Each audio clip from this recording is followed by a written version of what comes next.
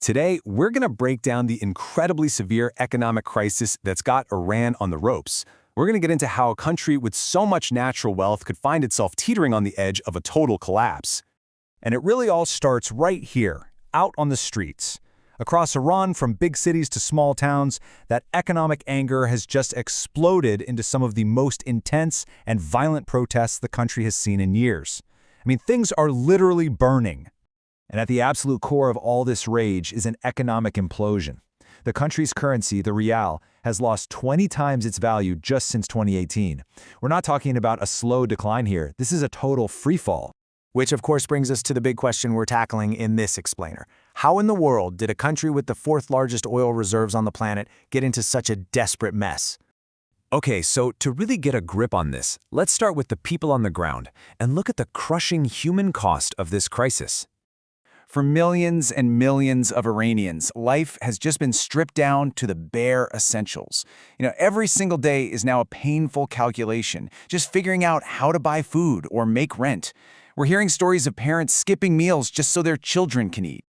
And look, this isn't some small pocket of the population we're talking about.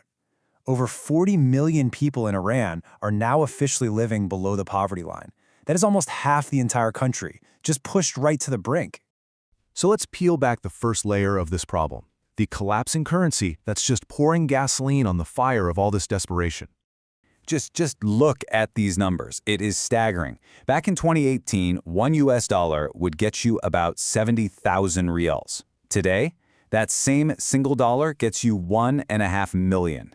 This kind of catastrophic drop has effectively vaporized the savings of an entire generation. And this chart really visualizes that daily struggle. So the average monthly wage is around 50 million rials. But then you look at the cost of things. Rent for just a simple one-bedroom apartment can eat up half of that income right off the bat. That's before you even think about food, which has just become astronomically expensive. And it's not just about paying today's bills. It's about the future just vanishing. You have a whole generation of educated young people with nowhere to go.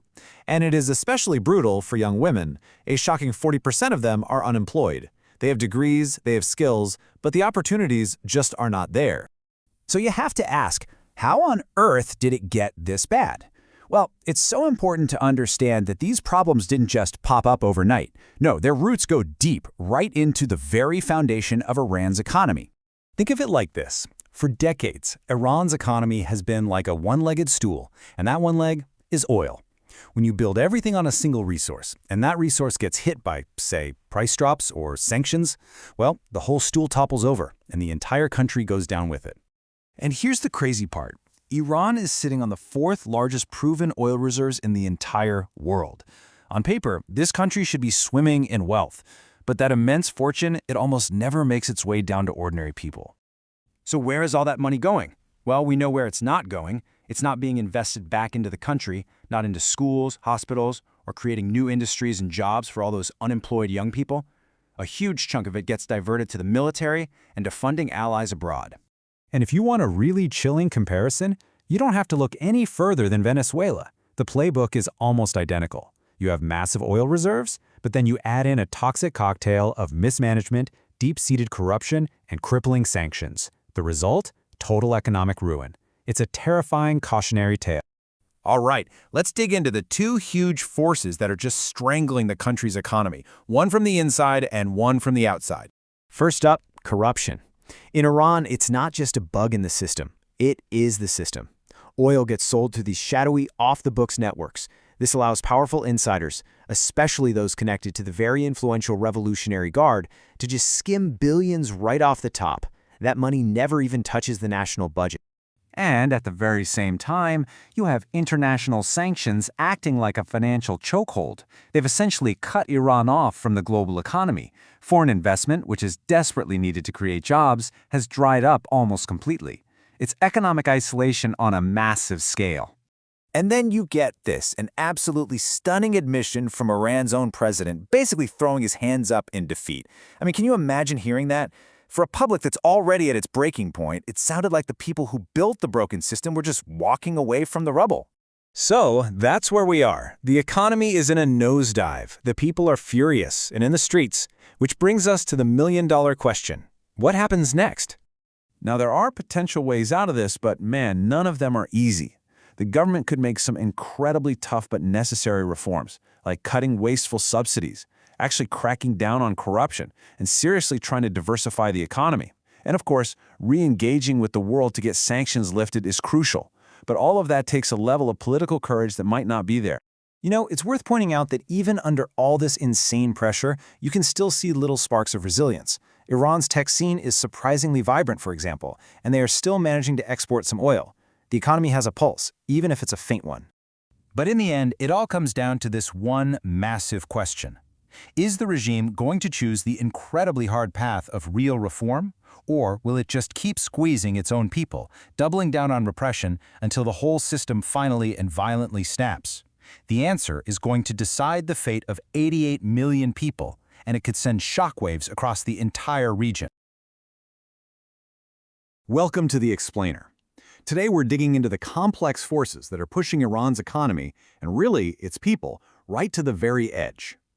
This is a story of incredible wealth, total mismanagement, and a nation's anger that's just about to boil over. Okay, let's just start with this. This is a truly mind-blowing admission. And look, this isn't coming from some critic or an outside analyst. This is from Iran's own president. He's basically throwing his hands up, surrendering to a crisis so deep that even the people in charge admit they're powerless. That, right there, is the ultimate signal that the entire system is broken. So what does that kind of breakdown actually look like on the ground? Well, on the streets, that simmering anger is boiling over.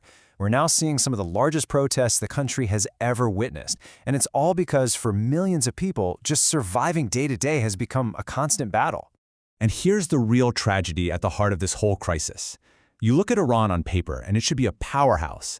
It has the world's fourth largest oil reserves, plenty of other resources, and a super young, educated population. This country was never supposed to be poor. So you have to ask, what on earth went so terribly wrong? So let's get into the hard data for a minute, because behind all the protests and the political drama are some numbers that are just staggering, and they really define this total economic collapse. And this one slide tells you so much of the story. Back in 2018, $1 would get you about 70,000 Iranian riyals. Today, it's closer to 1.5 million. The currency has lost something like 20 times its value. For regular people, this means buying groceries is like a high-stakes gamble every single day. And as if the currency collapse wasn't enough, inflation has been roaring along at over 40% year after year after year. Now think about this. Most workers are earning the equivalent of just $30 to $40 a month. This isn't just an inconvenience. This means parents are literally skipping meals so that their kids can eat. You know, what's really devastating here is the human cost for the next generation. We are talking about a country where almost 1 in 3 young men can't find a job. And for young women, it's even worse. Over 40% are completely locked out of the workforce. All that education, all that potential, just with nowhere to go. Okay, so let's unpack the root causes, because this isn't just one problem. It's what you'd call a vicious cycle, where 3 huge issues are all feeding into each other, trapping the nation in this downward spiral that feels almost impossible to break out of. And here they are, the 3 heads of this beast. First, you've got this deep, deep dependence on oil. It's both a lifeline and a prison. Second, a system of corruption that isn't just a few bad apples, it's the core feature of the state. And third, these crippling international sanctions that have completely cut the country off from the global economy. You see, for decades, Iran just doubled down on oil, while other countries like South Korea were building these world-class manufacturing and tech industries. Iran just didn't create a plan B. So when sanctions finally hit their main export, the whole economy had nothing to fall back on. The very oil that was supposed to make the country rich actually made it incredibly fragile. And if you want a really chilling preview of where this road can lead, all you have to do is look at Venezuela. It's an almost perfect parallel. Another nation with huge oil reserves that was crippled by mismanagement, corruption, and sanctions. And the result?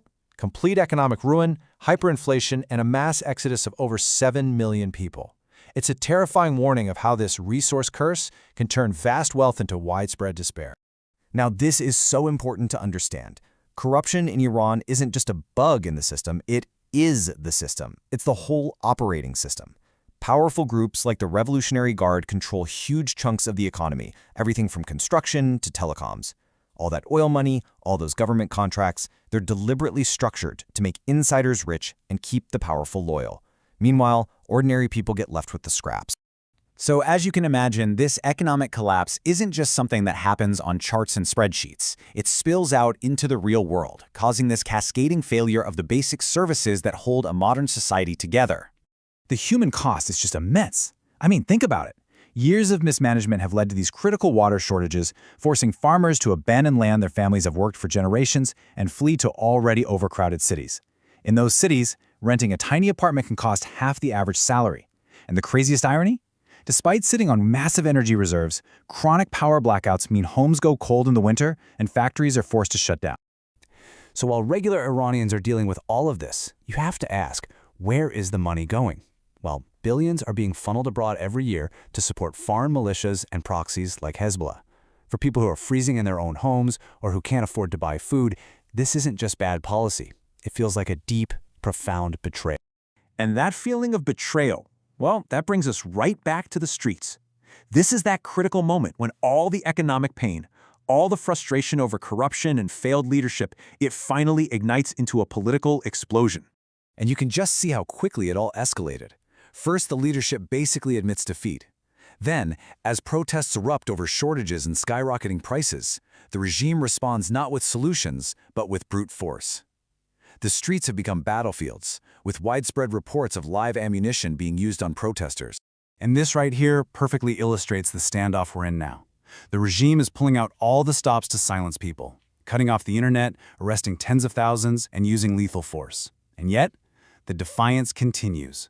It's the clearest sign yet that for so many people, the fear of the regime is no longer greater than their own desperation. All of this leaves the entire nation at a terrifying crossroads. Is there any way out of this? Let's take a look at the incredibly difficult, maybe even impossible, paths that lie ahead for a country that is right on the absolute brink. The problem is every potential solution is like a political landmine. If they cut the massive subsidies that keep fuel and food prices down, they risk even bigger, more violent protests. If they try to seriously tackle corruption, they're going straight after the very foundation of their own power base. And things like diversifying the economy or getting sanctions lifted, that would require huge investments and major policy changes that just seem completely out of reach right now. They're trapped. So, this is where we end up. The economy is shattered. The leadership has all but admitted defeat, and the people are showing they will not be silenced, no matter the cost. The entire system has been hollowed out, with nothing left to fall back on. The pressure is just building and building every single day, and it leaves us with this unavoidable question, not just for the future of Iran, but for the whole region.